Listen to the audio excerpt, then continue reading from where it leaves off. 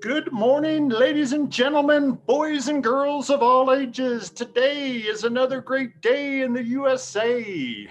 Anyway, it is 12/15/2020, and I'm going to be trying to look into the camera. I'm always looking down. But anyway, so today we're going to talk about if we know the resulting price, how do I figure out what the original price was? We have a car, it sold at a discount. We found out the price that we bought it for, but what was the original price? So let's have a look at it. I'm going to share my screen and let's have a look at the problem. So I'm going to just talk about this every time we do a problem, at least for the time being.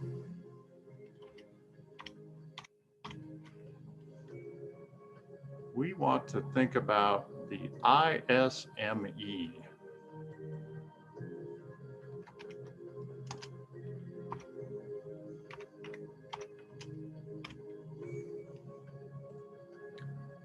So the I stands for we want to identify what kind of a problem it is. Then we want to set up the problem. Then we want to make sure that we're solving for the correct thing. And then we're going to execute the problem. We're going to just crank out the math.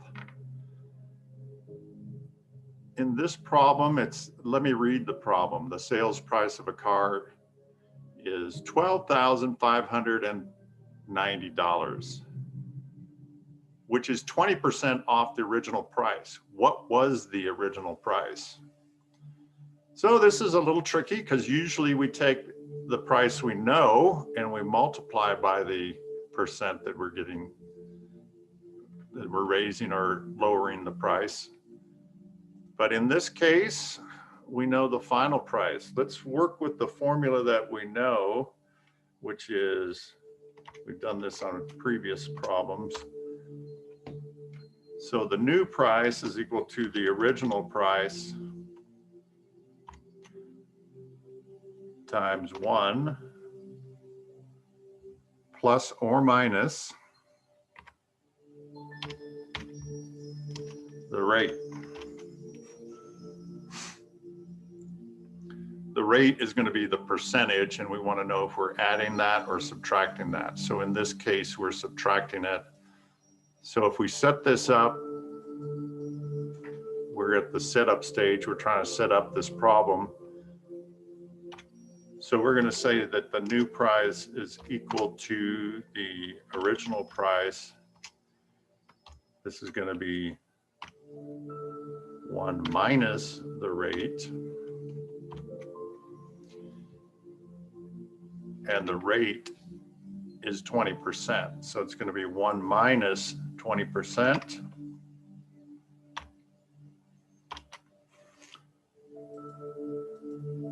So the new price is going to be the original price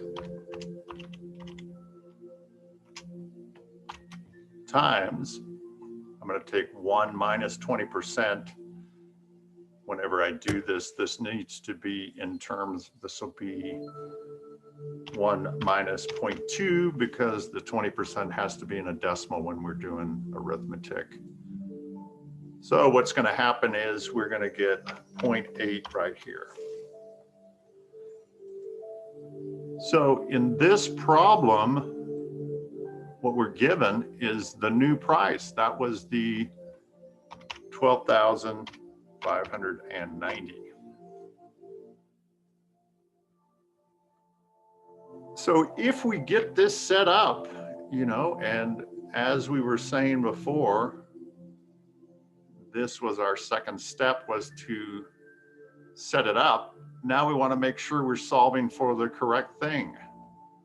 Well, what we want is the original price. So I think what we're solving for the correct thing. Now, as you can see, we're going to divide by the percentage instead of multiply. So when we do this, we're going to end up with 12,590 divided by 0.8, and that's going to equal the original price. So if we just put that on our calculator,